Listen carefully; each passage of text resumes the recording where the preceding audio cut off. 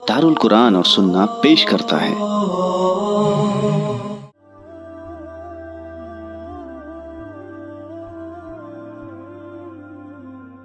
कि मुंबई जैसे शहर में मीरास के मसले को डीपली तौर से बहुत गहराई के साथ अगर जानने वाली कुछ हस्तियां हैं तो उनमें हमारे शेख मोहतरम का नाम भी आता है। तो मैं सबसे पहले भाइयों की तरफ से सवालात करना चाहता हूं। अगर आपके पास सवाल है तो आप सवाल पेश करें। उसके बाद फिर एक सवाल भाइयों की तरफ से, दूसरा सवाल बहनों की तरफ से। एक वक्त में एक ही सवाल कीजिएगा और टॉपिक से रिलेटेड कीजिएगा ताकि ये उन्वान कमा को अदा किया जा सके आपके सामने। ये भाइयों की तरफ से। वालेकुम सलाम। शेख मेरे 5 भाई है, 5 भाई और एक बहन। बहन अपना हिस्सा मान रही है। अब जिस मकान में हम रहते हैं बम्बई में, उस मकान की इस वक्त इतनी कीमत नहीं है। एक भाई का कहना ऐसा है कि पहले गांव की जो हमारी प्रॉपर्टी है पहले उसको बेचा जाए और सबसे आखिर में यहाँ हाथ डाला है, क्योंकि उस भाई के छोटे बच्चे हैं। उसको ऐसा लगता है कि अगर हम इस मकान को बेचेंगे हम रास्ते पर आ जाए। मैंने अपनी तरफ से काफ़ी कोशिश किया समझाने की, बात समझ में नहीं आया। और अहम मसला ये भी है कि मेरे बाकी सारे भाई अलग मसलक से ताल्लुक़ रखते हैं। मुझे आपको शायद याद होगा कि मैं मतलब उनको आपके सामने लेकर के भी आया था जब मेरे वालिद साहब का इंतकाल हुआ और इस वक्त मेरी तबीयत ठीक नहीं रही और बहन का तकाजा है बार बार कि जल्द से जल्द मुझे मेरा हिस्सा दिया जाए। अब मुझे बताइए कि मेरे भाइयों को मैं समझाऊँ कैसे। आज उनको सबको मैंने यहाँ बुलाया कि आप लोग यहाँ आइए, आमने सामने आपके सवाल रखिए, सवालों का जवाब आपको मिल जाएगा। और अगर आपको अगर ऐसा लगता है कि मैं क्योंकि अहलियत जिससे मेरा ताल्लुक़ है तो आप जिस मसलक से ताल्लुक़ रखते हैं उनके पास मुझे लेकर के जाइए, किसी अच्छे आलिम या मुफ्ती के पास। वो अगर कुरान और हदीस की रोशनी में अगर सही बातें करते हैं तो मैं उनकी सारी बातें मानूंगा, लेकिन वो टस से मस नहीं होते। और मुझ पर काफ़ी प्रेशर है मेरी बहन पर, क्योंकि मैं बड़ा हूँ भाइयों में, वो हमेशा प्रेशराइज करती कि कुछ करो या कहीं ना कहीं मुझे दूसरी कोई प्रॉपर्टी में आप जो है एडजस्टमेंट करके दो। क्या इस्लाम में एडजस्टमेंट करने का कोई तरीका है क्या? हम सारी विरासत की कीमत निकाल करके जो भी तय होता है शरीयत के हिसाब से क्या उसको हम एडजस्टमेंट करके दे सकते हैं क्या? अस्सलाम वालेकुम। सवाल ये है कि 5 भाई हैं, एक बहन है, यानी इनके अब्बा के 5 लड़के और एक बेटी है। और बेटी यानी इनकी बहन बाकायदा हिस्सा मांग रही है और ये बहुत अच्छी बात है। ऐसी बहनों को शाबाशी देना चाहिए। मैं समझता हूँ कि न सिर्फ ये कि उनको अपना हिस्सा मिलेगा बल्कि एक सही चीज़ को राइज करने का सवाब भी मिलेगा। जब कोई सुन्नत मुर्दा हो जाए तो जो लोग उसको ज़िंदा करने में हिस्सा लेते हैं ना तो उसका भी सवाब मिलता है। तो आज लड़कियों को हिस्सा देने की जो सुन्नत, बल्कि सुन्नत क्या फ़र्ज़ ज़रूरी है, ये तरीका जो मिटता जा रहा है, तो इसको जो लोग भी ज़िंदा करेंगे इंशाअल्लाह उनको भी सवाब मिलेगा। तो पहली बात ये कि बहुत अच्छा उनका कदम है कि उन्होंने मुतालबा किया है। अब भाई साहब का कहना ये है कि हम उसको कैसे हिस्सा दें, सारे भाई लोग राज़ी नहीं हैं कि घर बेचे कि वहाँ से दें। तो देखिए 2 तरीका मैं आपके सामने रखूँगा। एक तो ये कि अगर आपकी बहन राज़ी है तो आप सारे भाई मिलके उसके पैसे में कन्वर्ट करके उसका जो हिस्सा आता है वो सब जमा करके दे दें। आपके वालिद साहब की जो भी प्रॉपर्टी है, चाहे वो घर हो, चाहे वो खेत हो, मकान हो, या उस वक्त जो भी वो छोड़ के गए हों, कोई कैश, कोई गाड़ी, मोबाइल, जो भी छोड़ के गए, तो जिस वक्त उनकी वफ़ात हुई थी उस वक्त उनकी पूरी मालियत कितनी थी। बल्कि आज भी अगर उनकी चीज़ बाकी है, जैसे उनका मकान आज है तो आज का वैल्यू निकालिए, उनका खेत आज है तो आज का वैल्यू निकालिए। सबको पहले माल में लाइए, पैसे में, रुपए में इकट्ठा कर लीजिए सबको, क्योंकि घर होगा, खेत होगा, प्लाट, कुछ पता नहीं क्या क्या होगा, लेकिन सबको आप माल में बना लीजिए। माल में बनाने के बाद आप 5 बेटे, एक बेटी है, तो कुरान ने कहा सूरे निसा सूरे 4 आयत 11-12 में देखेंगे आप, तो लिज़्ज़करि मिस्लु हज़्ज़िल उन्सयैन कि औलाद का हिस्सा कुरान ने इस तरह बताया है कि 2 जो है लड़कियों का जो हिस्सा है, 2 लड़कियों का, वो अकेले एक जो है लड़के का है। यानी हर लड़के को लड़की की बनिस्बत डबल मिलेगा। तो आपके मामले में आपके अब्बा की कुल जायदाद का बच्चों का हिस्सा 2-2 करेंगे तो 5 बच्चे हैं तो 10 हिस्सा हो गया, और एक लड़की का हिस्सा कर लीजिए 11। तो आप अपनी अब्बा की सारी जायदाद को 11 हिस्से में बांट दीजिए, 11 हिस्से में। सपोज़ मैं ऐसे फ़र्ज़ कर रहा हूँ, पता नहीं कितनी मालियत है, सपोज़ 11 लाख होता है, हालांकि ज़्यादा होगा इससे, लेकिन समझाने के लिए कह रहा हूँ। अगर 11 लाख होता है तो 2-2 लाख हर भाई का है और 1 लाख आपकी बहन का है। तो ये 1 लाख सब लोग इकट्ठा करके दे दें। 1 लाख जो बहन का हिस्सा बनता है पैसे में, बहन राज़ी है, पैसे में आप दे दें। अगर वो राज़ी है तो आप पैसे में दे सकते हैं। 1 लाख रुपया ये सब मिला के दे दें, और बाकी जो ज़मीन जायदाद है आप लोग रहें उसमें। लेकिन अगर उसका मुतालबा है, जैसे कोई खेत है, बोलता कि नहीं, अगर मान लो 4-5 खेत है तो हमको भी 1 खेत चाहिए, वहीं में से चाहिए, तो आपको देना पड़ेगा, वो उसका हक है, उसका राइट है। लेकिन अगर समझौता हो जाता है तो माल उनको देना है कि हमको माल चाहिए, वो किसी भी फॉर्मेट में आप दें तो आप दे दें पैसा। ये एक रास्ता है कि अगर सारे भाई राज़ी हैं तो पैसा दे दें और घर में आप लोग रहें। उसकी शादी हो गई, वो अपने घर पे, उसको पैसा चाहिए, पैसा दे दें। ये एक रास्ता है अगर सारे भाई राज़ी हैं तो। अगर सारे भाई राज़ी नहीं हैं तो कम से कम, दूसरा रास्ता बता रहा हूँ, सारे भाई राज़ी नहीं है तो कम से कम आप खुद बरीउल ज़िम्मा हो जाएं। आप कह रहे हैं परेशान हो, सबको ला रहा हूँ, नहीं आ रहे, भाई नहीं आ रहे, छोड़ो उनको। आप तो अपना फ़र्ज़ निभाओ, आप बड़े हो, आप देखो कि आपके हिस्से में कितना आ रहा है। यानी आपकी बहन का जो हिस्सा है वो आप सब में बांट दो। यानी बहन का जो भी हिस्सा निकलता, आप 5 लोग हैं ना, तो उस हिस्से को 5 किस्मों में बांट दो। आप 5 हिस्सों में 5 टुकड़े कर दो, 5वां आप दे दो। आपकी बहन पे जो आ रहा है, यानी फुल कैलकुलेशन के बाद, यानी आपके अब्बा की सारी जायदाद के 11 टुकड़े करो, 11 में से 2-2 आपका हो गया, 1 बहन का होगा।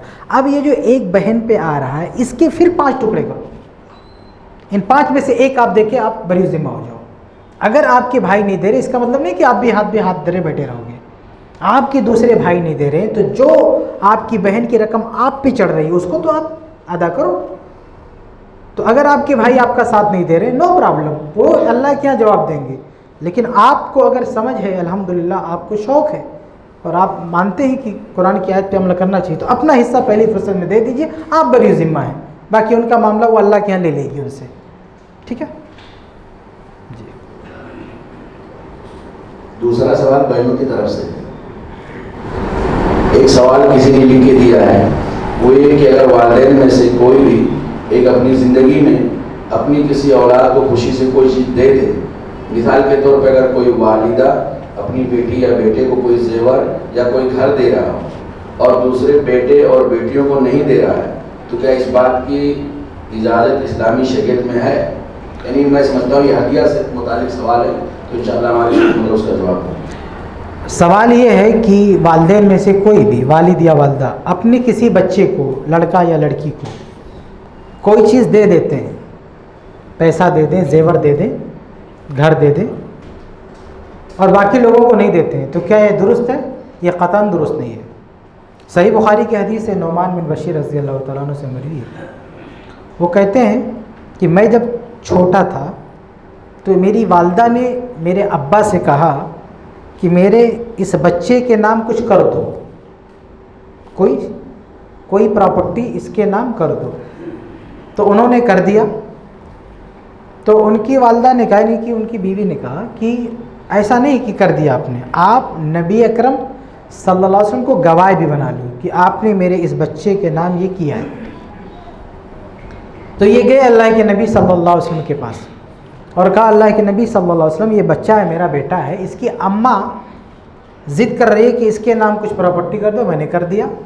अब वो कह रही है कि नहीं, इस पर नबी अकरम सल्लल्लाहु अलैहि वसल्लम को गवाह भी बना लो, तो आप इस पर गवाह बन जाइए। तो आप सल्लल्लाहु अलैहि वसल्लम ने पूछा, बाद रिवायतों में है, अला का वलदुन सिवा, क्या तुम्हारे और भी बच्चे हैं? लफ्ज़ वलद इस्तेमाल किया, वलद माए लड़का लड़की दोनों होता है, क्या तुम्हारे और औलाद है? तो उन्होंने कहा हाँ है।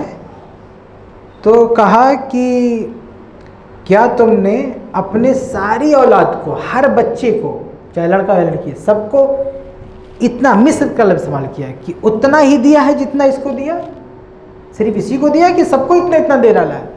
कहा नहीं, सबको या लड़की सबको बराबर बराबर देना पड़ेगा। जैसे 1 लाख लड़के को दिया तो 1 लाख लड़की को भी देना पड़ेगा, यानी सारे लड़के लड़कियों को तो देखिए मरने के बराबर देना पड़ेगा। तो चूंकि वो सबको नहीं दे सकते थे इसलिए उन्होंने क्या किया, फस्तरद बाजरातों में फस्तरद आती है, तो कि वो जो गिफ्ट किया था उसको रिटर्न ले लिया, वापस ले लिया। इसलिए उलमा ने कहा है इसी हदीस की बुनियाद पर कि आप अगर किसी को हदिया दे दे तो रिटर्न नहीं ले सकते, लेकिन औलाद को दे दिया तो ले सकते। ये और भी दलाल हैं इसके कि औलाद को बाकायदा एक दूसरी हदीस में लिखा भी हुआ है, अल्लाह के रसूल ने कहा भी है कि औलाद को अगर किसी ने हदिया दिया तो वो वापस ले सकता है, बाकी दूसरे को दिया तो नहीं ले सकता। तो उन्होंने जो उस बच्चे को दिया था ना वापस ले लिया, क्योंकि सबको इतना नहीं दे सकते थे। तो ये दलील है, ये सही बुखारी की हदीस दलील है, बुखारी में भी है मुस्लिम में भी है, कि अगर कोई अपनी औलाद को देना चाहे तो बराबर बराबर सबको देना पड़ेगा। अगर ऐसा नहीं कर सकता तो किसी को नहीं दे सकता, छोड़ के मर जाए, मरने के बाद अल्लाह के निज़ाम के तहत बढ़ जाएगा। देना है तो सबको दे वरना किसी को ना दे। लेकिन ये बात हदिया के बारे में है, गिफ्ट के बारे में है, खर्च के बारे में नहीं है। जैसे ज़रूरत पड़ जाए किसी को, जैसे कोई बीमार हो गया बच्चा तो उसको देगा, बाकी देना ज़रूरी नहीं है सबको, क्योंकि ये ख़ास ज़रूरत है उसकी, यानी ये बाप की जिम्मेदारी है। जैसे बीमार हो गया 5 लाख लग रहा है तो 5 लाख खर्चा कर दे, कोई मसला नहीं, दूसरों को देने की ज़रूरत नहीं, सिर्फ उसी को देगा, कोई मसला नहीं। लेकिन हदिया नहीं, कोई ज़रूरत नहीं है, बच्चे को कोई ज़रूरत नहीं है, ऐसे ही दे दिया। बेटी को ज़रूरत नहीं है, शादी होगी, शादी कर दिया, जहेज वगैरह में जो देना था दिया, अभी कोई ज़रूरत नहीं है, ऐसे जेवर बना के दे दिया बिला वजह, उसको कोई ज़रूरत नहीं, दे दिया, तो ये गलत है। अगर जेवर दिया है तो उतने पैसे का कुछ अपने बेटों को भी दे, या बेटे को दिया है, अब किसी बेटे को कार दिला दिया तो बेटे को एक दिलाया तो बेटी को नहीं दिलाएगा, गर्ची अपने घर पे है, सबको दिलाना पड़ेगा उसको, वरना नहीं दिला सकता किसी को। एक बड़ी सी मोबाइल, एक बच्चा जिद कर रहा है मोबाइल चाहिए हमको, उसको दिला दिया मोबाइल बिला वजह, उसकी ज़रूरत नहीं थी, तो सबको दिलाए, वो पैसा दे, या तो वो चीज़ दिलाए तो वो पैसा दे, वरना नहीं। खुलासा ये कि अपनी औलाद में अगर कोई आदमी हदिया और गिफ्ट करना चाहता है तो मसावात, बराबरी करना ज़रूरी है, वरना वो नहीं दे सकता किसी को भी। क्योंकि इसी से मिलता जुलता सवाल है, इसलिए मैं पेपर वाले सवाल को ले रहा हूँ। अगर कोई माँ और बाप अपने औलाद को ज़िंदगी में ये बोल के चलेगी कि ये दुकान है या मकान मेरे 2 बेटों को दे देना, बाकी बेटों का उसमें हिस्सा नहीं लगा, अब वो बाप ने गलत किया, जैसा कि हमने अभी सुना उसका सवाल कि बाप ने गलत किया, अगर हदिया देना चाहिए तो सबको देना चाहिए, लेकिन बाप ने हदिया दे करके या बोल करके चला गया, तो अब उनके इंतकाल के बाद बेटों का क्या जिम्मेदारी बनती है? क्या उस हदिये में बहन का भी हिस्सा लगेगा? देखिए, अगर बाप ये बोल के चला गया कि इनको दे देना, ऐसा बोल के गया है तो उसका कोई एतबार नहीं, इसको वसीयत कहते हैं। और वसीयत जो किताब व सुन्नत के ख़िलाफ़ वो रिजेक्टेड है, उसको उस वसीयत को नाफिज ही नहीं किया जाएगा। जैसे बाप की कई सारी प्रॉपर्टी, वो बोल के गया कि भैया बेटा तुम ये घर ले लेना, ये बेटी को दे देना, ये फला को दे देना, ये सारी बातें रिजेक्टेड, इनमें से किसी बात पे अमल नहीं होगा, क्योंकि ये फ्यूचर मरने के बाद वसीयत में वो अपने अहकामात बता रहा है कि ऐसा ऐसा करना नहीं कर सकता। वो सुन्नत नसी वगैरह की रिवायत है, अल्लाह के नबी सल्लल्लाहु अलैहि वसल्लम फरमाते हैं ला वसीयत लिवारिस, कि कोई आदमी अपने वारिस के लिए वसीयत नहीं कर सकता, कोई भी वसीयत नहीं कर सकता, जायज़ ना जायज़ कैसी भी वसीयत कर ही नहीं सकता, वो चुप बोल ही नहीं सकता, क्योंकि अल्लाह ताला ने बयान कर दिया है कि मरने के बाद तुम्हारा माल कितना किसको मिलेगा ये अल्लाह बता दिया, अब तुम्हें कुछ बोलने की ज़रूरत नहीं है। तो ये बात ध्यान में रखें कि अगर ऐसा बोल के गया है कि ये तुम ले लेना, ये तुम ले लेना, इसका कोई एतबार नहीं है। वो आप किसी आलिम दीन को बैठा के उससे पूछेंगे किसको कितना देना, ना ये कि अब्बा ने क्या कहा था, ना अब्बा ने XYZ कुछ भी कहा था, उसका कोई एतबार नहीं, बिल्कुल उस पर अमल नहीं कर सकते। ये तब है जब वो बोल के गया है, बोल के गया है कि ऐसा देना, लेकिन बोल के गया नहीं, बाकायदा दे दिया, रजिस्टर कर दिया ज़िंदगी में, तो ये वसीयत नहीं है, ये हदिया है। ज़िंदगी में बाकायदा मालिकाना हुकूक यानी मालिक बना दिया, पोजीशन दे दिया उसको, उसके नाम चढ़ गया सरकारी कागज़ पे और उसी का होके रह गया, और सबको नहीं दिया, किसी और को दिया है, तो अभी कुछ नहीं कर सकते हम। ज़्यादा से ज़्यादा हम रिक्वेस्ट कर सकते, गलत किया, ये अल्लाह की अदालत में ये केस उठेगा और वहाँ अल्लाह इंसाफ करेगा। लेकिन अगर बाप को इस जुल्म से बचाना चाहते हैं और चाहते हैं कि अल्लाह के यहाँ उसका मामला आसान हो, तो सारे बेटे बेटियों को बैठ के गौर करना चाहिए और ये जो एक फ्लैट मान लीजिए किसी एक बच्चे को दे दिया, सबको नहीं दिया, तो उसको सब में बांट देना चाहिए बराबर बराबर। तो ऐसा अगर बच्चे कर लेते हैं तो उम्मीद है कि बाप की जो पकड़ होने वाली थी वो बाप बच जाएगा। लेकिन अगर बच्चों ने ऐसा नहीं किया, जिस बच्चे के नाम लिख दिया वो बच्चा जो है रख भी लिया, तो फिर दूसरे लोग तो कुछ नहीं कर सकते। क्या कर सकते हो, उनके हाथ में कुछ नहीं, दे के चला गया, अभी दे दिया तो हो गया उसका, ये कुछ नहीं कर सकते। लेकिन बाप खतरे में है और उस बेटे को सोचना चाहिए कि हमारे अब्बा ने हमारी भलाई के लिए ये किया, इतना बड़ा रिस्क लिया। आज हमको पता चल रहा है कि अब्बा मेरा फ़ायदा करने के बजाय अपना नुकसान कर गए, मेरे फ़ायदे के चक्कर में अपना नुकसान कर गए। तो बाप बेटे के प्यार का तकाजा ये है कि अपने बाप जैसे उसने बेटे का लिहाज किया है वो बेटे का फ़र्ज़ निभाए और अपने बाप पर जो आफत मंडला रही उससे बचाने की कोशिश करे और वो चीज़ सब में बराबर बराबर बांट दे।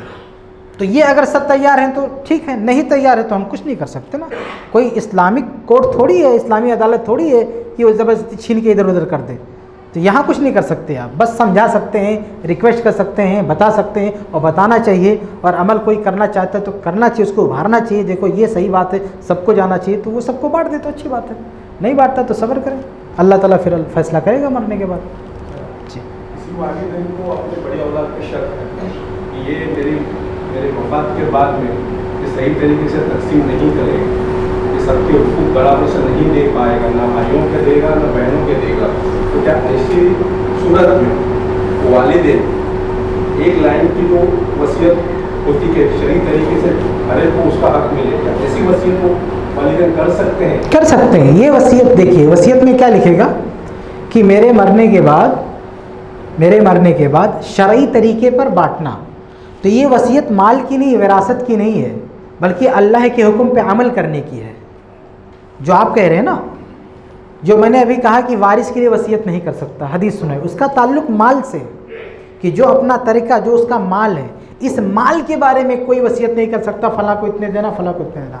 लेकिन इस माल को छोड़कर बाकी सारी वसीयत कर सकता है। मतलब कह सकता है कि मेरे मरने के बाद तुम जो है कुरान पढ़ना, मेरे मरने के बाद नमाज की पाबंदी करना, मेरे मरने के बाद तुम ऐसा करना, अपने बच्चों का ध्यान देना, अपनी बहनों का ध्यान, ये सब कर सकता है वसीयत, कोई मसला नहीं। लेकिन माल के बारे में वसीयत नहीं कर सकता, समझ रहे? तो अगर ऐसी कोई वसीयत बनवा रहा है, लिखवा रहा है कि मेरे मरने के बाद जो इस्लाम का ज़ाब्ता है, इस्लाम का जो विरासत का कानून है, उसके मुताबिक बांटना, तो ये बहुत अच्छा ऑप्शन है। अगर किसी को डर है कि बेटा ऐसा गलती करेगा तो बाप को करना ही चाहिए। और हमारे यहाँ पर्सनल लॉ चलता है अभी तक, यहाँ इंडियन कोर्ट में भी। तो अगर ऐसा किसी बाप ने बता दिया है तो जो जज है, इंडिया कोर्ट का भी जज जो रहेगा, वो भी उसी के मुताबिक फैसला करेगा। इसलिए ऐसा किसी को खतरा है तो बनवा लेना चाहिए।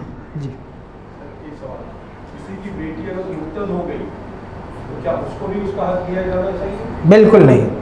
बहुत अच्छा सवाल किया इन्होंने कि अगर किसी की बेटी मुर्तद हो गई, यानी काफिर हो गई, इस्लाम छोड़ दिया, या मुल्हिद हो गई, मजहब ही छोड़ दिया, तो उसको हिस्सा नहीं मिलेगा। देखिए, जिस वारिस का विरासत में हिस्सा है तो वो उससे कुछ ऐसे अमाल कभी सरजद हो जाते हैं कि उसका विरासत का लिंक टूट जाता है, फिर उसको हिस्सा नहीं दिया जाता है। उसमें से एक ये है कि वो काफिर हो जाए, तो काफिर हो जाएगी औलाद, चाहे बेटा हो चाहे सिर्फ बेटी ही नहीं, अपनी बेटी का नाम लिया, बेटा भी अगर मुर्तद हो जाए तो उसको भी हिस्सा नहीं मिलेगा। एक चीज़। दूसरा, मुर्तद नहीं हुआ लेकिन अपने वारिस को का मर्डर कर दिया, अपने बाप को मार दिया जान से, तो भी उसको बाप की प्रॉपर्टी में हिस्सा नहीं मिलेगा। समझ रहे? अगर एक बेटा अपने बाप को मार दिया तो उस बेटे को हिस्सा नहीं मिलेगा, बाकी जो दूसरे बेटे हैं, बेटियां, उनको हिस्सा मिलेगा, लेकिन कातिल को हिस्सा नहीं मिलेगा। लेकिन मुर्तद का फैसला हर जो है चलता फिरता आदमी नहीं करेगा कि मुर्तद होगी। ऐसे नहीं कि वो जाके कहीं कब्र को सजदा कर दिया, कुछ गलत काम कर दिया, बोलो वो तो मुर्तद होगी, उसका हिस्सा काटो, ऐसा नहीं है। कोई प्रोफेशनल मुफ्ती आलिम जो बाकाज़ाब्ता आलिम है, उसको जानकारी है, उसके सामने मसला रखो, वो तहकीक करने के बाद अगर बोलता है कि ये मुर्तद हो गई है, तब उसके मुताबिक जो है अमल होगा। ये नहीं कि भाई लोग खुद ही बैठ के डिसाइड कर ले मुर्तद होगी, उसका हिस्सा खत्म, ऐसा नहीं। ठीक है। अगला सवाल कि मेरे शौहर की मिल्कियत में बहनों का हक है क्या? बहनों का मतलब उसके शौहर के बहनों की, मेरे शौहर की मिल्कियत में उनके बहनों का हक है क्या जो उन्होंने अपना कमाया? देखिए, हक दो तरह का होता है, एक ज़िंदगी में, एक मरने के बाद। तो ज़िंदगी में शौहर या कोई भी इंसान, वो आपका शौहर है तो किसी का बाप भी हो सकता है, किसी का भाई हो सकता है। तो इसलिए मैं इंसान कहता हूँ, कोई भी इंसान है, कोई भी आदमी है, तो कभी कभी उसके माल में उसकी बहन का वाजिबी हक बन जाता है। सिर्फ इस्तेहबाबी नहीं कि बहन को दे तो अफजल है, लाजिम फ़र्ज हो जाता है।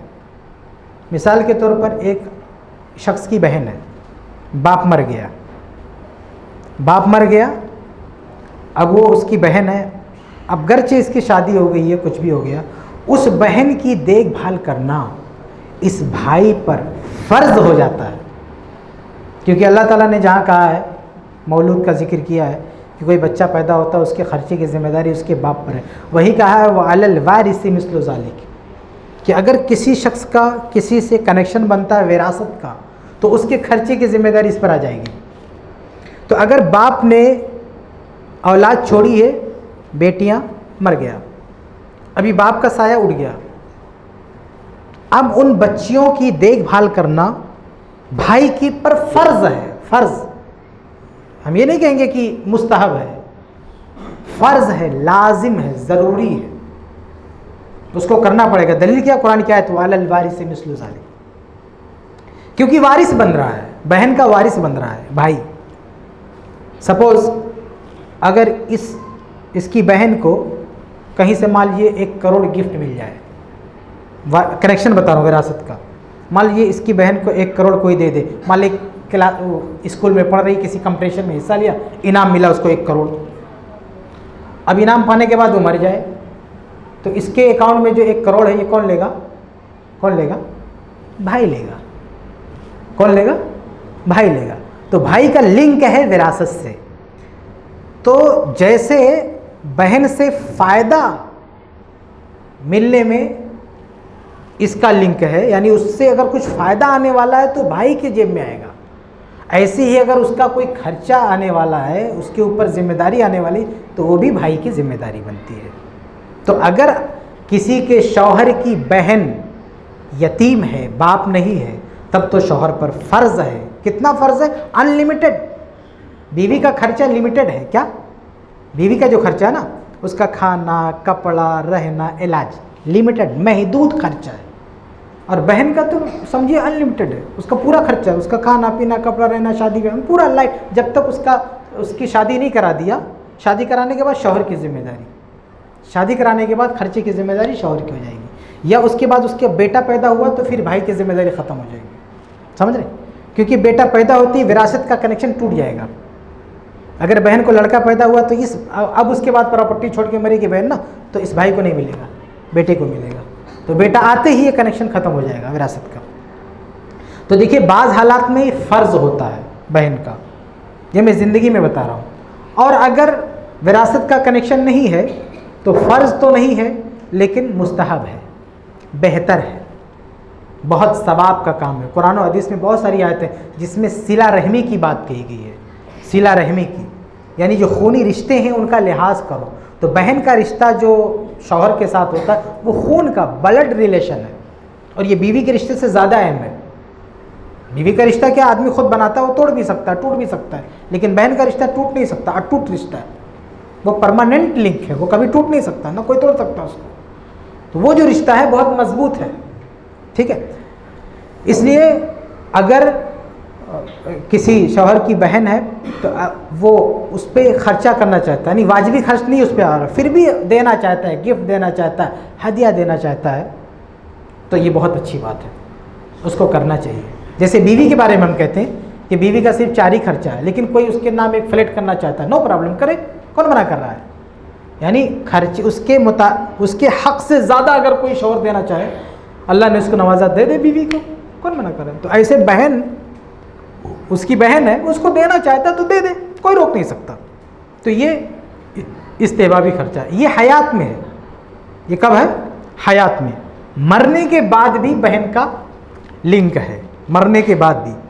एक आदमी अगर शौहर मर गया तो शौहर के मरने के बाद अगर शौहर की मुज़क्कर औलाद नहीं है, बेटा नहीं, मेल नहीं है, या मान लीजिए शौहर की कोई औलाद ही नहीं है, शौहर मर गया, उसकी बीवी है और उसकी बहन है, तो शौहर की जायदाद में से 1/4 बीवी को मिलेगा और 3 हिस्सा बहन को जाएगा, यानी बीवी से ज़्यादा बहन को जाएगा, बीवी से 3 गुना ज़्यादा, यानी 4 लाख छोड़ के मरता है तो 1 लाख बीवी लेगी, 3 लाख उसकी बहन लेगी अगर औलाद नहीं है तो। और अगर औलाद है लेकिन मुअन्नस औलाद है, फीमेल जो है फीमेल है, लड़कियां सिर्फ हैं, तो भी बहन को हिस्सा जाएगा, तो भी बहन को हिस्सा जाएगा। शौहर मर गया, शौहर की सिर्फ बेटियां हैं, तो बेटियों को शौहर की जायदाद में से 2/3 मिलेगा, 1/3 उसकी बहन को जाएगा, 1/3 उसकी बहन को जाएगा, समझ रहे। तो मरने के बाद भी बहन को हिस्सा मिलेगा। हाँ, शौहर का अगर लड़का हो गया, लड़का, तो अब बहन का कनेक्शन टूट गया, अब शौहर की सारी जायदाद उसकी औलाद की होगी, बहन को हिस्सा नहीं मिलेगा। इन शॉर्ट खुलासा ये कि हम एक जुमले में ना तो ये कह सकते हैं कि शौहर के माल में उसकी बहन का कोई हिस्सा नहीं है, ना ये कह सकते हैं कि हमेशा हिस्सा है, कभी है कभी नहीं है। कब है कब नहीं है ये हालात के हिसाब से कोई भी आलिम आपको बताएगा कि आपके हालात क्या हैं, उनको देखकर, रिश्तों का लिंक देखकर आदमी बताएगा कि इसकी जिम्मेदारी है कि नहीं है। ठीक है। बहन का इंतकाल होने के बाद में विरासत का बंटवारा हुआ, तो ऐसी सूरत में जो भी बहन के हिस्से में आ रहा था ये वो बहने की को दिया जाए, अभी कुछ बहनों की तरफ से सवाल आते हैं, उनके बच्चों के भाइयों की तरफ से सवाल आते हैं। बस इनका एक ले लेते हैं, बहुत अच्छा सवाल किया इन्होंने, इनका सवाल मैं समझ गया आपका। इनके कहने का मतलब ये है कि बाप की वफ़ात के बाद जो बेटे थे उन्होंने बाप की बेटी को यानी अपनी बहन को हिस्सा नहीं दिया था, देने से पहले वफ़ात हो गई बहन की वफ़ात हो गई, शादी हो गई थी, वफ़ात हो गई, तो अब उसका हिस्सा किसको देंगे? क्या उसके हस्बैंड को दे देंगे या किसको देंगे? तो देखिए, अगर वो शादीशुदा थी, उसके बच्चे हैं, तो उसके वारिसिन की एक लिस्ट बनेगी कि आपकी बहन का, मान लीजिए आपकी बहन का हिस्सा था 5 लाख रुपया, 5 लाख रुपया या 6 लाख रुपया आपकी बहन का हिस्सा आ रहा था, तो अब आपकी बहन की वफ़ात अगर हो चुकी है तो उनका हिस्सा निकालने के बाद अब ये देखेंगे कि बहन के वारिसिन में कौन कौन अवेलेबल है, कौन कौन जिंदा है। उनके वारिसिन में कौन आता है? शौहर आता है, बेटा, बेटी, बाप, माँ। तो उस बहन की माँ जिंदा है तो उसका भी हिस्सा लगेगा, शौहर जिंदा है तो उसका भी हिस्सा लगेगा, बेटा है तो उसका भी हिस्सा लगेगा, उसकी बेटी है तो उसका भी हिस्सा लगेगा, तो उसकी जो भी जिंदा है हिस्सा लगेगा। तो वो बहन अगर साहिब औलाद है तो उसकी औलाद का भी हिस्सा रहेगा, अगर उसकी औलाद है तो उसके शौहर का हिस्सा 1/4, 1/4। तो आप कह रहे हैं शौहर को देंगे कि नहीं देंगे, लेकिन सिर्फ चौथाई। बहन की औलाद है बेटा की बेटी बेटा भी है तो चौथाई देंगे, चौथाई शौहर को और बाकी उसकी बेटा और बेटी को, यानी 1/2 के हिसाब से। बाप के इंतकाल के बाद बेटी का भी इंतकाल हो गया ना, हाँ, तो उसका हिस्सा लगेगा। इंतकाल पहले होना चाहिए, और अगर बेटी का इंतकाल पहले हो जाएगा तो बाप की प्रॉपर्टी में बेटी की औलाद को शायद हिस्सा नहीं मिलेगा। नहीं, ऐसा है ना? हाँ। एक अहम सवाल है जो बहुत हमारे समाज में चल रहा है। एक आदमी जिसके 4 बेटे हैं, 2 बड़े हैं जिनकी शादी हो गई, फैमिली वाले अल्हम्दुलिल्लाह, और 2 बेटे छोटे छोटे जिनकी भी शादी नहीं हुई है, और बाप को ऐसा लग रहा है कि बेटों की शादी करता गया और दोनों बेटों को एक रूम या एक फ्लैट देता गया अल्हम्दुलिल्लाह। अब 2 बेटे बचे हैं, उनकी शादी भी करनी है, लेकिन उसके पास फ्लैट 2 ही, उसके पास फ्लैट नहीं है, उसके पास एक छोटा सा रूम है। अब उसको लगता है कि शायद मेरी ज़िंदगी में दोनों छोटे बेटों की शादी नहीं हो पाएगी और उनको मैं दूसरा रूम लेके नहीं दे सकता जैसे अपने पहले और दूसरे बेटे को दिया हो।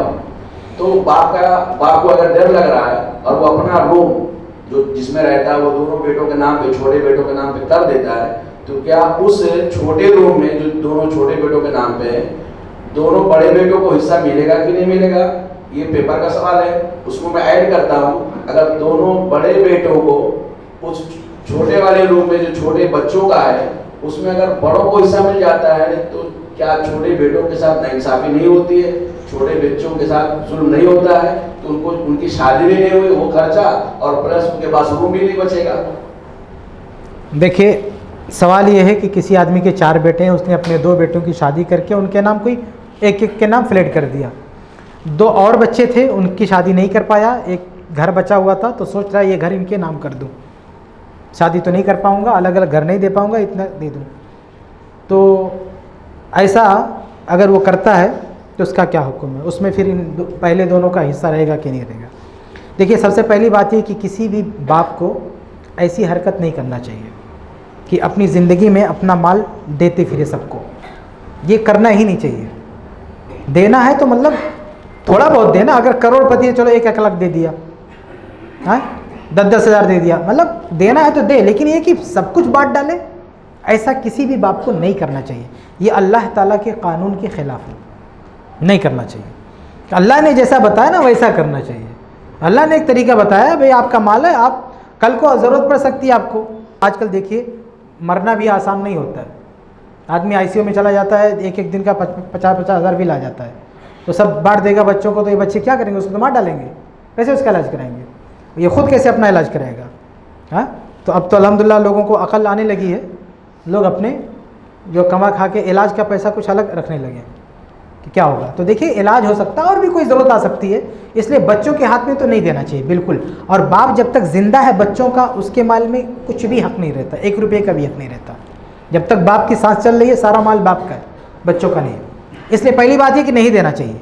दूसरी बात है, अगर देना है तो मैं अभी वाजे कर चुका हूँ कि सबको बराबर देना पड़ेगा। सिर्फ यहाँ बेटों का जिक्र है, अगर बेटियाँ तो उनको भी देना पड़ेगा। अब कहता है कि बेटे की शादी करके 1 फ्लैट दे दिया, तो बेटी की शादी करके उसको भी 1 फ्लैट दो। ये क्या बात है, सिर्फ बेटे को फ्लैट दोगे बेटी को नहीं दोगे? तो दोनों को भी बराबर बराबर एक कीमत का फ्लैट आपको देना पड़ेगा। अगर आपने 25 लाख का फ्लैट बेटे को दिया तो 25 लाख का फ्लैट बेटी को भी देना पड़ेगा। 10 लाख का फ्लैट नहीं चलेगा, उनको बराबर देना पड़ेगा। ये दूसरी बात है कि अगर देना ही है तो सबको बराबर बराबर दे। तीसरी बात ये जो कह रहे हैं कि 2 बेटों को शादी करके फ्लैट दे दिया, तो दे दिया तो बाकी 2 बेटों को भी देना पड़ेगा, उसको मरने से पहले देना पड़ेगा। अगर दिए बगैर मर गया तो अल्लाह की अदालत में तो खड़ा होगा। तो इसलिए वो अगर नहीं दे सकता तो क्या करे, ये जो दोनों बेटों को दे दिया उससे वापस ले, उससे वापस ले। ये ले सकता है, शरीयत ने ये इजाज़त दी है बाप को कि अगर वो सबको नहीं दे सकता तो जिसको दिया उससे वापस ले ले, उससे वो वापस ले ले। तो ये रास्ता, ये नहीं कि उनको छोड़ के जो है आराम से मर जाए, नहीं, वो देना है तो सबको दे, और नहीं दे सकता है तो पहली फुर्सत में इनसे वापस ले और बतौर विरासत छोड़ के जाए, मरने के बाद वो बढ़ जाएगा।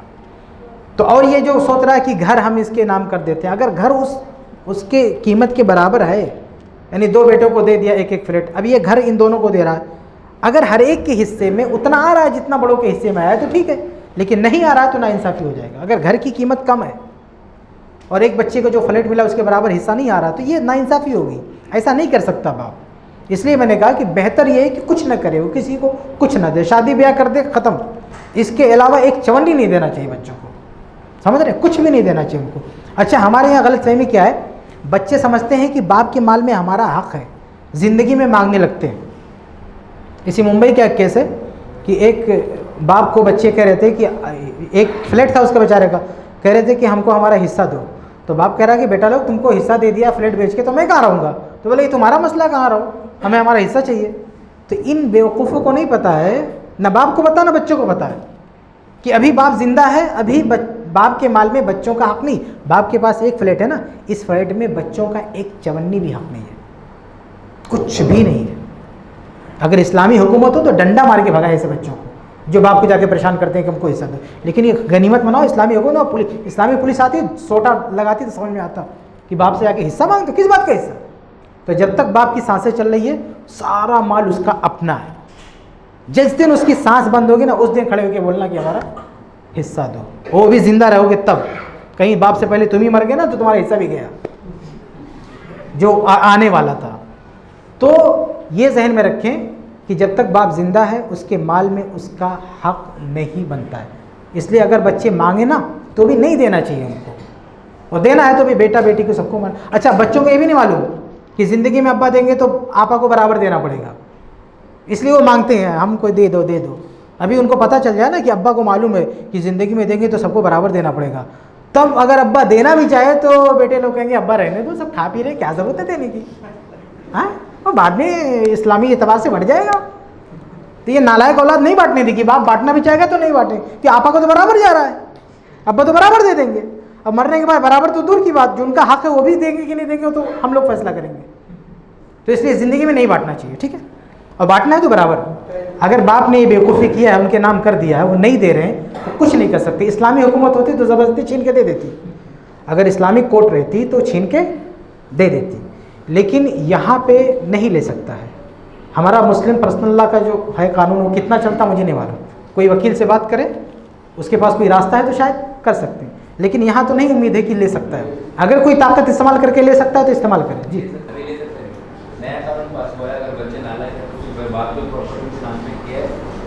ले सकता है तो इस्तेमाल करे। अच्छा, अगर ऐसा है कानूनी रास्ता है तो उसको इस्तेमाल करे, फाइट करे, वकील रखे, फौरन ले ले उसको। वकील है। जिस दो भाइयों ने फ्लैट ले लिया, शादीशुदा हैं, उनको वापस कर देना चाहिए और बाप के फ्लैट या रूम के साथ कंबाइन करके तीनों बेच करके ऐसा जो भी अमाउंट होता है वो सारे वारिसिन में तकसीम कर दिया जाए। इंशाल्लाह ये बाप के हाथ में यही बेहतर है। अगर इस सूरत हाल ऐसी है कि दो बच्चे जो पैदा हुए हैं वो बाद में पैदा हुए गिफ्ट देने के बाद, तो बाद में नहीं, बाद में पैदा हुए तो कोई मसला नहीं है। अगर उसकी हयात में जितने बच्चे हैं गिफ्ट दे रहा है तो सबको देना पड़ेगा। बाद में पैदा हुए हैं तो बाद में भी वो कोशिश करे देने की उनको, लेकिन उस वक्त अगर देना चाहे तो दे सकता है, बाद में उसको रिकवर करना पड़ेगा, बाद में उसको देना पड़ेगा बच्चों को। नाइंसाफी हो जाएगी। नाइंसाफ़ी हो, अगर उसके जीते जी पैदा हुई हैं, वो देख रहा है तो नाइंसाफ़ी तो हो जाएगी। कुछ बच्चों को दिया, कुछ को नहीं दिया, ज़रूरत के तहत दे दे तो कोई मसला नहीं, दे सकता है। दो बच्चे सिर्फ हैं, बाकी नहीं है तो दे सकता है, लेकिन और भी बच्चे आने वाले हैं तो उनको भी देना पड़ेगा, नाइंसाफ़ी हो जाएगी। इसलिए इसीलिए कह रहा हूँ ना, इस्लाम का तरीका नहीं है देना, ये इस्लाम का तरीका नहीं है देना, विरासत है, इसलिए नहीं देना चाहिए। ये सब दुश्वारियाँ पेश आती हैं। इसमें केस चालू है, अब्बा अम्मी का तो इंतकाल हो गया, जो प्रॉपर्टी में समझ लो हम लोग को कुछ मालूमात नहीं था, थोड़ा बहुत मालूम है ये जगह मेरा, ये जगह है, थोड़ा बहुत मालूम था। हम लोग मुंबई में रहे थे तो अचानक अब्बा का इंतकाल हो जाता है, उसके बाद हम लोग कुछ मालूम नहीं। फिर बाद में जो चाचा लोग हैं, सगा चाचा नहीं है, मेरा दादा का एक ही है अब्बा, ये बहन भी नहीं है, तो वो लोग क्या बोलते हैं सब लोग, ये प्रॉपर्टी तुम्हारा नहीं है, ये नहीं, वो नहीं है। हम लोग को कुछ मालूमात नहीं था, तो हम लोग जब पेपर निकाला, पैसा खर्च 1930 साल का निकाला तो देखा सब कुछ है अपना, तो वो चीज़ अभी भी आपके अब्बा किसके नाम पे? अब्बा के नाम पे। आपके अब्बा के नाम? हाँ, ऐसा आ रहा है 1930 साल का निकाला, पहले दादा का नाम, फिर अब्बा का नाम, फिर विरासत। हाँ, ऐसा ट्रांसफर करते गया था। हाँ, विरासत। तो वो लोग क्या बता रहा है कि ये हम लोग, तुम लोग का नहीं है, सब बेच चुके हैं, तो हम लोग क्या करें उसमें, लेकिन हम लोग जानते नहीं थे, तो वो हिस्सा क्या बहन लोग को दे, क्या करेंगे वो हिस्सा का, अभी तो माल मिला ही नहीं। सबसे पहले ये मालूम करें कि आपके अब्बा की मिल्कियत में क्या क्या प्रॉपर्टी थी, वो किसी वकील से मिलके मालूम करें कि उनके नाम क्या क्या था। कोई ये कह रहा ना कि नहीं था, बेच दिए थे, तो क्या था क्या नहीं था मैं कैसे बता सकता हूँ? वो तो कोई वकील बता सकता है, पेपर देख। पेपर में है अभी, हाँ, कि सब उन्हीं का है। हाँ, वकील है। हाँ, तो ठीक है, सब उन्हीं की मिल्कियत में है, तो जाहिर है कि उसके बच्चों का जैसे जैसे उनकी बेटियों का भी है, सबका है उसमें हिस्सा। और उसमें जो खर्चा और अभी भी खर्चा चालू है, जितना खर्चा हो रहा है उसको माइनस कर देंगे बांटने से पहले। उस प्रॉपर्टी को लेने में, रिसीव करने में जितना खर्च आ रहा है उसी प्रॉपर्टी से माइनस कर देंगे उतना, फिर बाकी जो बचेगा वो बांटेंगे। जी, अपने आगे सब बच्चों में बराबर ऐसा करना चाहिए, गिफ्ट देना चाहिए। मैंने कभी सुना कि 1/3 से ज़्यादा बच्चों को दे सकते हैं। हाँ, 1/3 से ज़्यादा बच्चों को दे सकते हैं। दे सकते हैं, 1/3 से भी ज़्यादा बच्चों को दे सकते हैं। वो जो 1/3 वाली रवायत है वो वसीयत के बारे में है कि 1/3 से ज़्यादा कोई वसीयत नहीं कर सकता। वसीयत 1/3 से ज़्यादा नहीं कर सकता, वो भी बच्चों के लिए नहीं होगी, वो थर्ड पार्टी के लिए, यानी कोई पड़ोसी जो विरासत में नहीं आता है, लिस्ट में नहीं आता है, जो वारिस नहीं है। जैसे मिसाल के तौर पर एक आदमी का कोई दोस्त है, गरीब है, तो क्या वसीयत करे कि मेरे मरने के बाद मेरे बच्चों का जो हिस्सा है किताब व सुन्नत की रोशनी में तो मिलेगा, लेकिन कुछ पैसा इसको दे देना फलां को, तो ऐसा बोल सकता है। लेकिन ऐसा बोलते हुए लिमिट है कि कितने की वसीयत कर सकता, 1/3। तो जो सुलुस वाली बात है वो वसीयत के बारे में है, हदिये के बारे में नहीं है।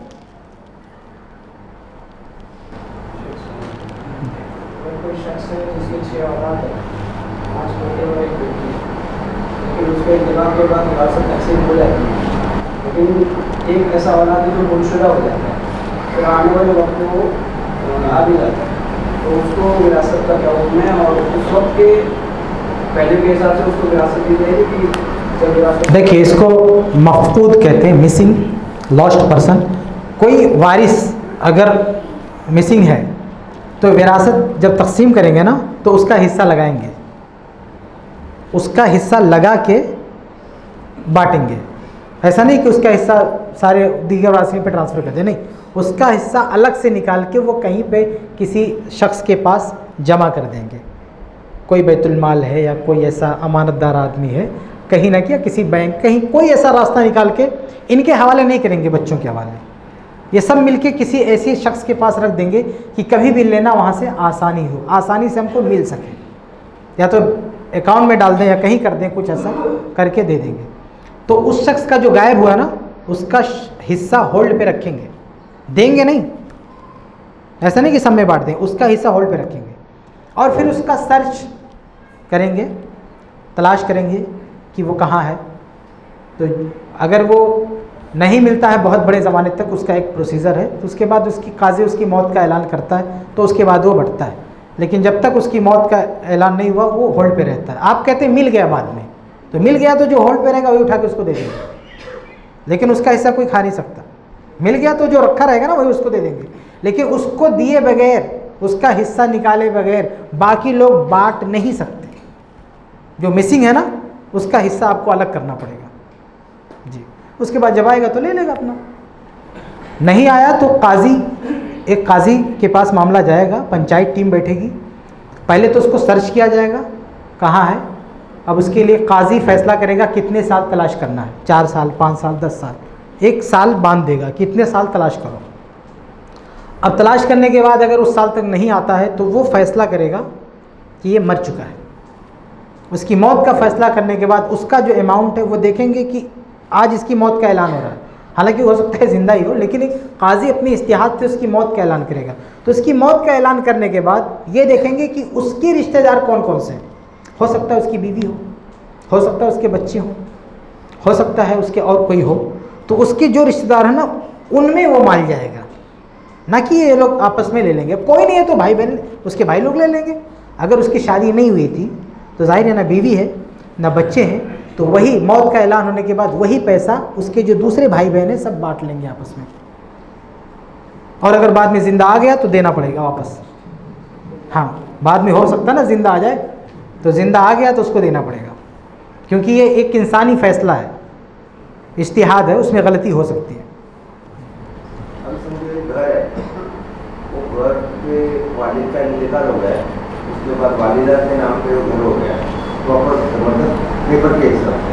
उसके बाद कई दिनों के बाद में वालिदा का भी इंतकाल हो गया, तो वो घर का हिस्सा एक भाई लेता है, 4 भाई 2 बहन, सब लोग शादीशुदा है माशाल्लाह।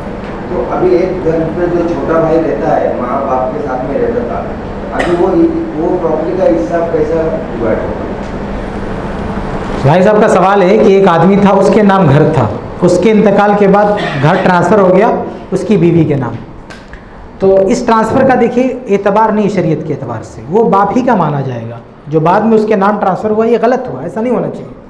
लेकिन अगर किसी हुकूमत के किसी कानून के हिसाब से हुआ है तो भी शरीयत का कानून हम अप्लाई करेंगे।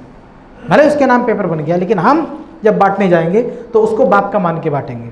तो बाप के मान का आपने कहा 4 लड़के 2 लड़कियाँ, 2 बहन 4 भाई, तो उसकी जो पूरी कीमत है तो उसका 4 दूना 8, 8 2 10, 10 हिस्सा करेंगे। पूरी घर की जो कीमत है उसका 10 हिस्सा करेंगे। 10 हिस्सा करने के बाद 2-2 हिस्सा हर लड़के का, 1-1 हिस्सा हर लड़की का। उसमें जो रह रहे हैं वो अगर इतने पैसे दे सकता है सबको तो दे के राज़ी करके रहे, लेकिन अगर वो पैसे नहीं दे सकता है तो ये बेचना पड़ेगा, बेच के उसको कहीं अलग बंदोबस्त करना पड़ेगा। और उसमें से एक भाई है, अगर वो हिस्से में उसको नहीं चाहिए हिस्सा, तो वो बोल सकता है कि मुझे नहीं चाहिए हिस्सा, ऐसा कर सकता है? वो पैसा ले ले पहले और बाद में देना चाहता तो दे दे, उसका हिस्सा पहले दे दो उसको। हाँ, उसको देने के बाद कुछ दिन के बाद अगर वो देना चाहता तो, लेकिन उसका हिस्सा देने से पहले ये फैसला मत करो कि इसको नहीं चाहिए, पहले उसको ट्रांसफ़र कर दो, उसको दे दो, वो लेने के बाद वापस दे सकता है किसी को देना चाहते। बहनों का कहना ये है कि वो हिस्सा आप ले लो और उसमें से जो गरीब भाई है उनको दे दो, ये सही है? नहीं, दूसरे लोग नहीं फैसला करेंगे, जिसका हिस्सा है ना उसके हाथ में आएगा, उसके बाद उसका फैसला चलेगा कि किसको देना है। उसको देने से पहले दूसरा आदमी, ये तो दाल में काला है ना, उसके हाथ में गया नहीं, दूसरा कोई खड़ा होकर बोल रहा है उसको दे दो, ये कौन होता है बोलने वाला? भाई जिसका माल है वो बोलेगा ना किसको देना है। तो पहले उसके पास जाने दो, रहने दो, उसके पास सोचने दो, जब उसको लगेगा कि मेरा है तो हो सकता है उसका फैसला बदल जाए, कुछ और हो जाए। अभी उसको देने से पहले जो अलग अलग प्लान बन रहा, ख्वाब देख रहे हैं लोग, हो सकता है ये ख्वाब चकनाचूर हो जाए उसके पास जाने के बाद। इसलिए पहले उसके पास जाने दो कि एक औरत ने शादी किया और उसकी जो बेटी थी वो तो मुसलमान की थी ना, पहली जो बेटी थी। हाँ, तो किसी की बेटी है और उसका शौहर मर गया, बाद में वो दूसरी शादी करती है, दूसरा शौहर आता है उसके पास, तो इस दूसरे शौहर की प्रॉपर्टी में इस बेटी का कोई हिस्सा नहीं। इस बेटी का हिस्सा है लेकिन इसका जो रियल बाप है उसके, जब इसका बाप मरा था तो जाहिर है ना उसमें इसका हिस्सा है। अब दो बाप से थोड़ी कोई हिस्सा लेगा, एक आदमी का दो बाप थोड़ी होता है, एक ही बाप होता है। एक ही बाप होगा या एक ही माँ होगी, तो अपना जो रियल बाप है वहाँ से हिस्सा मिलेगा, जो रियल माँ है वहाँ से हिस्सा मिलेगा, दूसरे के बाप से हिस्सा नहीं मिल सकता। तो इस बेटी का जो असली बाप था वो जब मरा था तब उसकी जायदाद जो थी वो इस बेटी को आनी चाहिए थी। अब माँ ने दूसरी शादी किया है और दूसरा जो शौहर है वो उसकी माँ का शौहर है, इसका उसके साथ लिंक नहीं है खून का, ये उसकी बेटी नहीं है, इसलिए इसको उसके माल में कोई हिस्सा नहीं मिलेगा। हाँ, अगर वो देना चाहे तो दे सकता है, अगर अपनी ज़िंदगी में गिफ्ट करना चाहे दे सकता है, बल्कि अगर वसीयत भी, रहम खा के वसीयत भी करना चाहे, हाँ, सोचे कि चलो एक मेरी बीवी अपनी पुराने बच्चे को लेके आई है तो इसके पास कुछ नहीं है तो मेरे पास माल है, मैं वसीयत कर सकता हूँ, तो 1/3 तक कर सकता है। यानी उसके पास 3 करोड़ है तो 1 करोड़ उस तक उसको उसके लिए लिख सकता है, वो ये कर सकता, क्योंकि वो उसकी वारिस नहीं है। तो वारिस नहीं है तो गैर वारिस के लिए वसीयत कर सकता है, तो ज़िंदगी में भी दे सकता है, मरने के बाद भी अगर वसीयत बना दे तो वसीयत के थ्रू उसको मिल सकता है। 1/3 से ज़्यादा लेकिन नहीं होना चाहिए। जी, एक पोते का क्या हक होता है अगर वालिद का इंतकाल हो गया तो बच्चे के बेटे का, जैसे मेरा इंतकाल हो गया तो मेरे बेटे का मेरे वालिद की प्रॉपर्टी में हक है? ये आखिरी सवाल हम लेते हैं, टाइम हो गया ना, अब तो नहीं, उसे बंद कर दीजिए, लंबा सवाल आपका।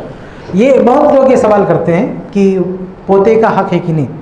तो पोते के बारे में भी ना तो हम एक ज़बान ये कह सकते हैं कि उसका हक ही नहीं है, ना ये कह सकते हैं कि उसका हक है, वो हालात पे डिपेंड है, किन हालात में है वो पोता। तो अगर एक आदमी फौत हो गया, अगर एक आदमी फौत हो गया और उसका बाप अरे कम उम्र में फौत हो गया और उसका बाप ज़िंदा है, फॉर एग्जांपल आपको मिसाल में लेता हूँ, अल्लाह ताला आपकी उम्र लंबी करे, सिर्फ मिसाल के तौर पे कि अगर आपका इंतकाल होता है और आपके अब्बा ज़िंदा है और आपका बेटा है, आपका कोई दूसरा भाई नहीं है, आपका कोई दूसरा भाई नहीं है, तो आपके बेटों का हक है अपने दादा की प्रॉपर्टी में, यानी आपके अब्बा के माल में पोतों का हक है। क्यों? क्योंकि उस पोते का कोई चचा नहीं है, आपका कोई भाई नहीं है, समझ रहे? ये वो हालत है जिसमें पोतों का हक रहता है, क्योंकि बाप के दूसरे भाई नहीं है। ठीक है, अगर आपके दूसरे भाई हों और आपका इंतकाल हो गया तो इस सूरत में आपके बच्चों को नहीं मिलेगा, आपके अब्बा की जायदाद में से नहीं मिलेगा, यानी बाय डिफ़ॉल्ट नहीं मिलेगा। दादा यानी जो आपके अब्बा हैं वो देना चाहें दे सकते हैं, नो प्रॉब्लम, अपनी ज़िंदगी, क्योंकि वो वारिस नहीं है तो अपनी ज़िंदगी में देना चाहे दे सकते हैं, मरने के बाद भी लिखना चाहे वसीयत लिख सकते हैं, और लिखना भी चाहिए, यतीम का ख्याल रखना चाहिए। लेकिन अगर उन्होंने नहीं वसीयत बनाई या नहीं दिया तो विरासत के लिंग से आप नहीं ले सकते, समझ? ये दो हालत समझ रहे? आप अगर अकेले हैं तो आपके बच्चों का मिल जाएगा, आपका दादा का पूरा ट्रांसफ़र हो जाएगा उधर, लेकिन आपके और भाई हैं तो नहीं मिलेगा उन पोतों को, इन भाइयों को। अच्छा, इसके पीछे लॉजिक क्या है? देखिए, बात यह है, मान लीजिए कि आप अकेले हैं, आपकी वफ़ात होगी, अब आपके दादा अगर बीमार हैं बहुत ज़्यादा, उनको अस्पताल में भर्ती करने की ज़रूरत है, तो लोग किसको पकड़ेंगे कि इलाज कराओ इसका? आपका इंतकाल हो गया, आपके दूसरे भाई भी नहीं है, उस दादा के सिर्फ पोते हैं, तो किसको पकड़ेंगे कि इलाज कराओ? पोतों को बोलेंगे ना कि अपने दादा का इलाज कर। दादा की सारी जिम्मेदारी उन पोतों के कंधे पर है। ठीक है, यहाँ पोते यानी दादा का फ़ायदा जुड़ा है पोतों से। एक दूसरी मिसाल, मान लीजिए आपके और आपका इंतकाल हो गया, लेकिन आपके 2 भाई और जिंदा हैं, आपके बच्चे भी हैं, आपके 2 भाई और हैं, अब आपका अब्बा बीमार होते हैं, उनको अस्पताल में भर्ती करने की ज़रूरत है। दुनिया किसको बोलेगी इलाज कराओ? आपके भाइयों को बोलेगी, आपके पोतों को नहीं बोलेगा कोई। ऐसी सूरत में पूरा फ़ायदा जो जुड़ा है आपके अब्बा का, वो इन आपके 2 भाइयों से जुड़ा हुआ है। पोतों को कोई नहीं बोलेगा तू जाके इलाज कर। तो ये 2 अलग अलग सूरत है उनकी ज़िंदगी में। तो सिस्टम, ये लॉजिक ये है विरासत की कि जिसका फ़ायदा जिससे जुड़ता है, विरासत का लिंक भी उसी से जुड़ता है। तो यहाँ पे आपको ये दिख रहा है कि आपके दूसरे भाई जिंदा हैं, तो हमारे बच्चों का यानी पोतों का नुकसान हो गया। लेकिन मामला उल्टा भी हो सकता था कि कोई बहुत बड़ी आफत आ सकती थी दादा पे, ये सारी आफत को झेलना इन बच्चों का काम होता। आपके भाइयों के सर पे होती है सारी आफतें। अगर उलट हो जाता है, भी फ़ायदा मिलने वाला ना, फ़ायदे के बजाय लेने के बजाय अगर देने की बात आती तो किसको देना पड़ता? आपके भाइयों को देना पड़ता, आपके बच्चों को नहीं। लेकिन अगर आपके भाई ना होते तो सबको देना पड़ता आपके पोतों को। तो जिस हालत में जो देने की पोजीशन में होगा वही लेने की पोजीशन में होगा। जब देने की पोजीशन में आपके भाई होंगे तो लेने की पोजीशन में वही होंगे। जब देने की पोजीशन में आपके बच्चे होंगे यानी पोते, तो पोते लेने की पोजीशन में भी होंगे। तो खुलासा ये कि एक ज़बान में हम ये नहीं कह सकते कि पोतों को मिलेगा, ना ये कह सकते कि नहीं मिलेगा। कुछ हालतें होती हैं जिनमें पोतों को मिलता है और कुछ हालतें होती हैं जिनमें पोतों को नहीं मिलता है। किस हालत में पोते हैं ये देखना पड़ेगा। ठीक, कर सकते हैं वह पोतों को तो जाने दीजिए, अरे पड़ोसी को वसीयत कर सकते हैं, वो तो रिश्तेदार हैं, वो तो रिश्ते में आते हैं। अगर आपके और भाई हैं, अगर दादा देना चाहे नो प्रॉब्लम दे सकता है, वसीयत कर सकता है, पड़ोसी को भी, उसको क्यों नहीं वसीयत कर सकता है? ये तो अंडरस्टूड है ना। जब हम ये कहते हैं कि वसीयत कर सकता है तो ये अंडरस्टूड है। ये तो कोई, हम तो ये नहीं कह सकता ना कि वसीयत करेगा कि मेरे पैसे का शराब खरीद के दे देना। जब हम ये कहते हैं कि वसीयत कर सकता है तो ये अंडरस्टूड है कि हलाल चीज़ ही की वसीयत करेगा।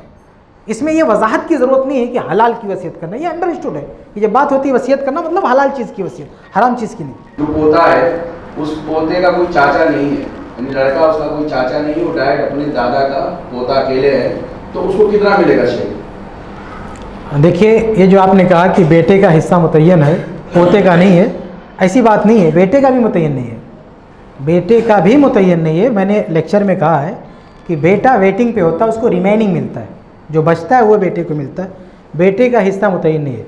तो बेटे को जो कुछ मिलने वाला था, अगर पोता का डायरेक्ट उसी से लिंक होता है, दूसरे औलाद नहीं है, तो वही कुछ जो उसको मिलने वाला था वो पोतों को ट्रांसफ़र हो जाता है।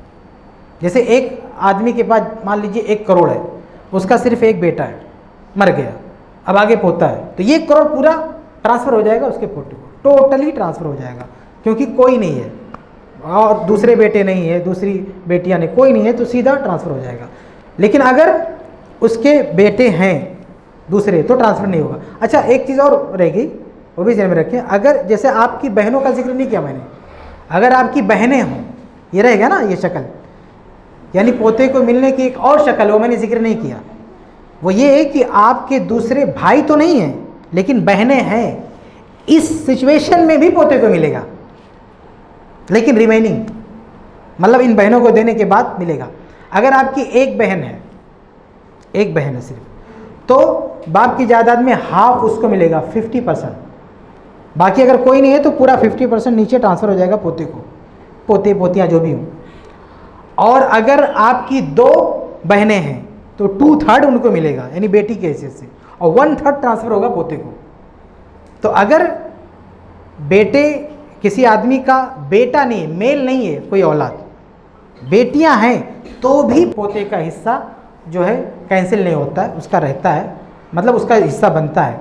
तो खुलासा ये कि बेटा या पोते का हिस्सा कंफर्म नहीं है कितना है, बस रिमेनिंग मिलता है, रिमेनिंग।